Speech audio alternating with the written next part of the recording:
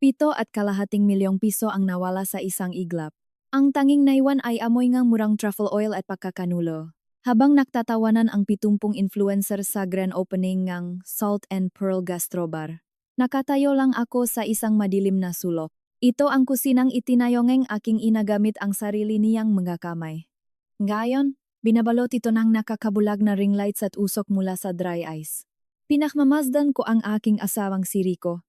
Suot niya ang isang mamahaling tailored suit habang may hawak na bespoke cocktail. 15 taon kaming kasal. Pero ngayong gabi, para siyang isang estranghero na nagdiriwang sa ibabaw ng aking libingan. Sa tabi niya ay si Chloe. Siya ang 20 taong gulang na social media manager na naging business partner daw ni Rico. Puno ng mga salitang corporate at influencer English ang lumalabas sa bibig niya. Panayang banggit niya sa mga salitang synergy, aesthetic rebranding, at capturing the target demographic. Wala siyang alam sa damingang paso at hiwa na inabot ko para lang mapanatiling buhay ang negosyong ito. Tinitignan niya ako bilang isang lumang kagamitan na hindi na bagay sa bago nilang konsepto. Isang relic ng nakaraan na kailangan ng itapon. Pero nanatili akong tahimik. Walang luha, walang sigaw, at walang eksena. Ang aking kalmado ay hindi tandang kahinaan, kundi isang maingat na pagkalkula. Lumakat ako patungo sa storeroom para kumuhang malinis na basahan. Doon ko napansin ang unang palatandaan ng kanilang malalim na kataksilan. Ang lumang heavy brass padlock na dekada na naming gamit ay pinalitan ng isang makinis at itim na digital keypad.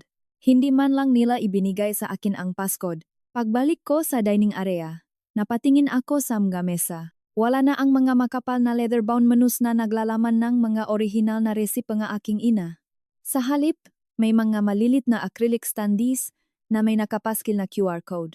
Nilabas ko ang aking telepono at tahimik na iniskan ang code. Lumabas ang isang digital menu na may nakasulat na Salt and Pearl Holdings Incorporated. Nawala na ang pangalang kusina ni Macharaig. Pinalitan nila ang buong kumpanya ng hindi ko man lang nalalaman. Bumilis ang tibok ng puso ko, ngunit pinanatili kong malamig ang aking mukha. Bumalik ang isip ko sa nangyari 3 linggo na ang nakalipas. Nasa lumang bahay kami sa San Antonio Village nang yabot sa akin ng aking inang si Elena ang isang brown envelope. Galing iyon sa Makati City Hall, partikular sa Business Permits and Licensing Office. Amoy murang toner at malamig na burokrasya ang papel.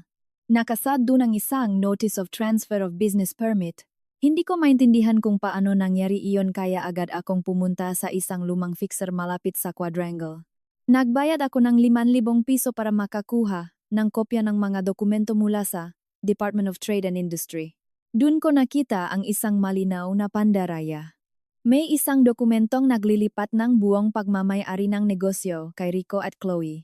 Sa ibabangang pahina ay nakapirma ang aking pangalan. Pero alam ko ang sarili kong kamay. Sinubukan nilang kopyahin ang aking cursive, ngunit ang kurba sa letrang L ay masyadong mabagal at nanginginig. Kilala ko ang sulat na iyon. Iyon ang sulat kamay ni Chloe na madalas kong makita sa mga marketing clipboards niya. Kinagabihan ng araw na iyon, binuksan ko ang aming joint bank account sa Bank of the Philippine Islands. Ito ang account na ginagamit ko para pambayad sa aming mga tauhan at supplier. Pagpasok ko sa online portal, tila nawala ng laman ang aking dibdib. 1.5 milyong piso ang nawala sa aming pondo. Inilipat ito sa isang account na nakapangalan sa CSY Digital Synergy, ang marketing agency na pag-ari mismo ni Chloe. Pagkatapos kong makita iyon, hinalungkat ko ang iPad ni Rico na naiwan niya sa sala. Nakita ko ang mga email threads na naglalaman ng mga plano para sa grand opening. May isang spreadsheet doon tungkol sa mga bagong uniforme nga empleyado. Nakalagay ang pangalan ko sa isang listahan sa pinakababa. Ang pamagat ng listahan ay legacy staff to be phased out. Ganun na lang kadali para sa aking asawa na burahin ako sa negosyo at sa buhay niya. Kinabukasan, kinausap ko ang aking inang si Elena. Dahan-dahan niyang ibinaba mula sa itaas ng kabinet ang isang mabigat na baul na gawa sa solidong nara. Pagbukas nito ay sumingaw ang amoy ng camphor at mga lumang kasaysayan. Sa ilalim nga nanilaw na resipe ay kinuha niya ang isang manipis at halos malutong na papel. Ito ang orihinal na kasunduan sa pag-upa mula pa noong 1982. Nai-type ito gamit ang isang lumang typewriter sa onion skin paper.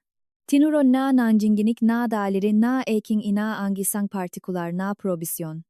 Walang anumang paglilipat ng karapatan sa negosyo ang maaring maganap nang wala ang pisikal at notaryadong presensya ng isang matsaraeg. Ito ang pinakamatibay na sandata laban sa kanilang pagnanakaw. Hawa ang mapatunay na ito. Bumiyahe ako patungo sa Bonifacio Global City. Mula sa magulo at maingay na kalsada ng poblasyon, pumasok ako sa isang nagtataasang building na gawa sa salamin at asero. Sinalubong ako ng aking kaibigan nung high school na, si Atty. Bea Ocampo. Nakatayo siya sa kanyang opisina suot ang isang matalim na corporate blazer. Inilatak ko sa kanyang mesa ang lahat ng dokumento. Ang pekang DTI permit, ang bank transfer records, at ang orihinal na kontrata mula sa baul. Tahimik na tiningnan ni Bea ang bawat pahina. Walang emosyon ang kanyang mukha, ngunit nakita ko ang pakinang ng kanyang nga mata. Let them dig their own grave, Luz. Iyon ang mahinahong sinabi niya sa akin bago kami bumuo ng isang plano. Bumalik ang aking diwa sa kasalukuyan, sa gitna ng maingay na grand opening. Nagsasalita na si Rico sa harap ng mga bisita gamit ang isang mikropono.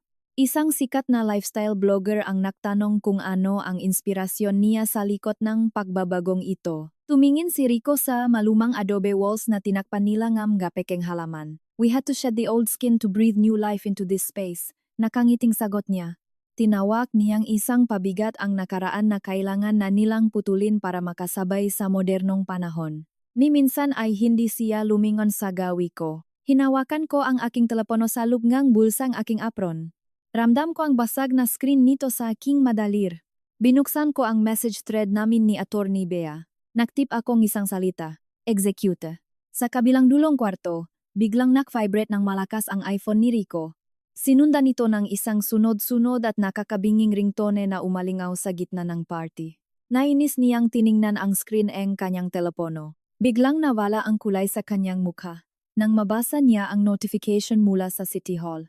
Pinagmasdan ko ang unti-anting pagguho ng niyang mundo, habang ang aking pahinga ay nanatiling banayad, at ang aking mukha ay walang mababakas na anumang emosyon. Kinabukasan, ang amoy ng mahaling truffle oil ay tuluyan, nang sumuko sa pamilyar na sangsangang tensyon na nakabalot sa kusina. Pumasok si Rico na may malalalim na itim sa ilalim ng kanyang mamata. Halatang wala siyang tulog matapos matanggap ang mensahe mula sa City Hall kagabi. Pinilit niyang maglakat ng tuwid.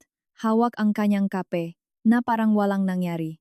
Nakatayo lang ako sa gilid ng prep station, tahimik na hinihiwa ang nga sibuyas. Hindi ko siya tiningnan, pero ramdam ko ang bawat nakaw na sulyap niya sa akin.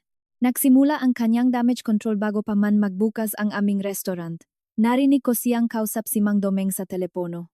Ang boses niya ay pilit na pinalalakas, punong kang pekeng kumpiyansa upang itago ang kanyang panginginig. Sabi niya kay Mang Domeng na huwag intindihin ang mga sismis dahil nakakaroon lang daw kami ng minor restructuring.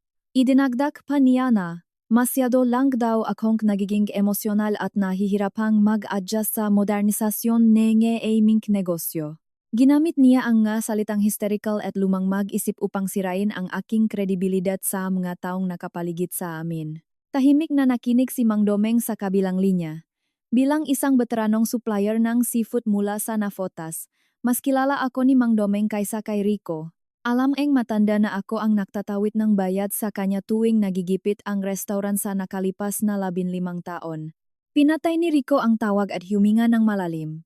Akala niya ay naniwala sa kanya ang matanda at mabilis niya itong napaikot. Hindi niya alam na nag-text sa akin si Mang Domeng ng isang simpleng mensahe na nagsasabing, "Nandito lang ako para sa iyo, anak." Sa kabilang banda, abala si Chloe sa pag-post sa kanyang social media accounts.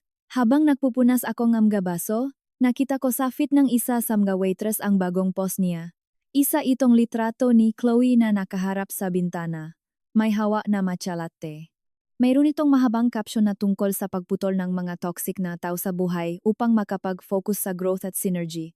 Ginamit pa niya ang salitang rebranding bilang metapora sa pagtatapon sa akin tulad ng isang lumang kasangkapan.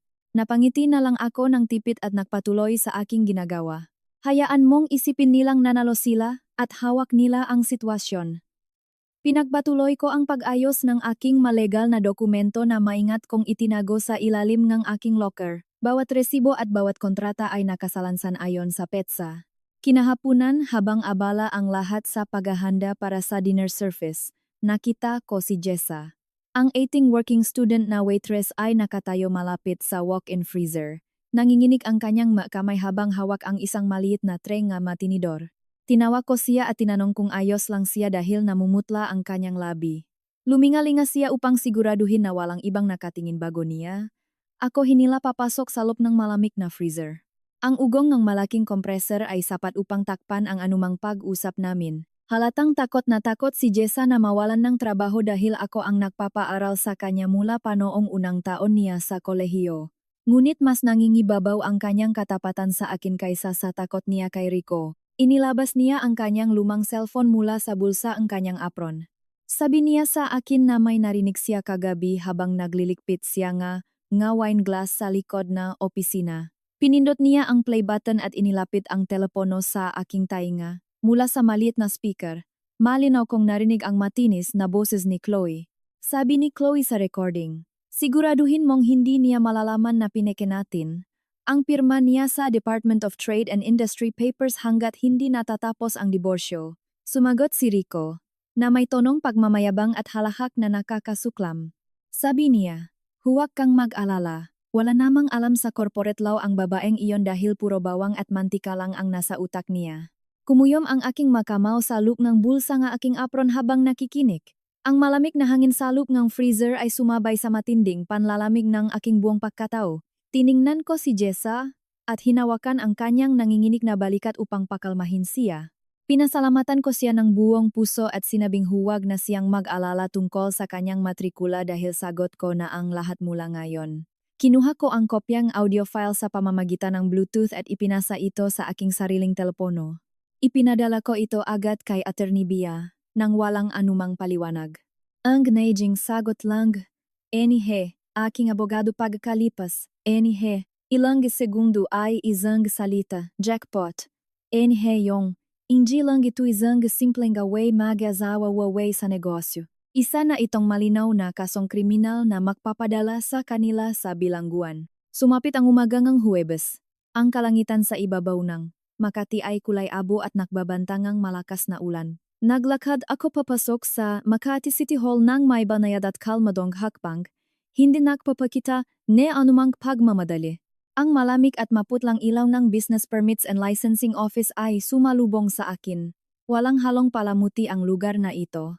Malayo sa mga magagarang restoran na pinupuntahan ni Rico, puro baka na upuan, amoy nga lumang papel. Eto no nga nagmamadaling empleyado ang bumubuo sa atmosfera. Ito ang totoong arena ng laban, kung saan walang silbi ang mga influencer at magagandang litrato sa social media.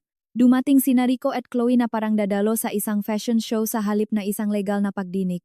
Nakasuot si Rico ng isang mamahaling linen suit, habang si Chloe ay nakaputing designer dress. May bitbit pa siyang kape mula sa isang sikat na coffee shop upang ipagmalaki ang kanyang estado.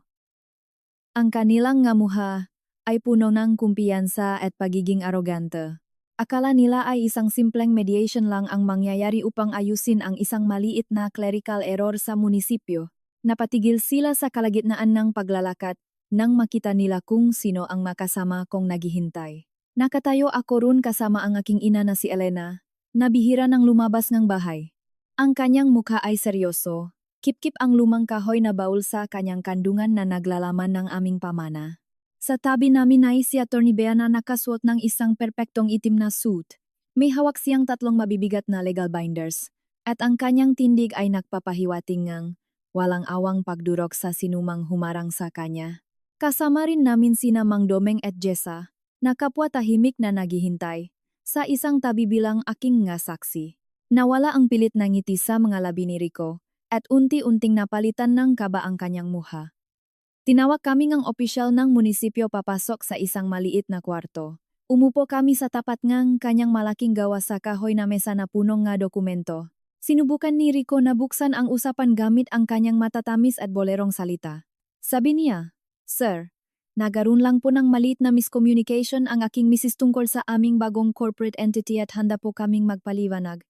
Agad siyang pinutol ni Attorney Bea bago pa man siya makabuong ang panibagong kasinungalingan. Ang boses ng aking abogado ay malamig na parang yelo nang magsalita siya. Sabi niya sa opisyal, walang miscommunication dito, kundi isang tahasang pamemeke, pandaraya, at pagnanakaw nyaman ngang pamilya. Inilapak ni Attorney B ang unang binder sa ibabaw ngang mesa ng may mabigat na tuno. Binuksan niya ito at itinuro ang dokumento mula sa Department of Trade and Industry na ipinasa ni Rico noong nakaraang buwan.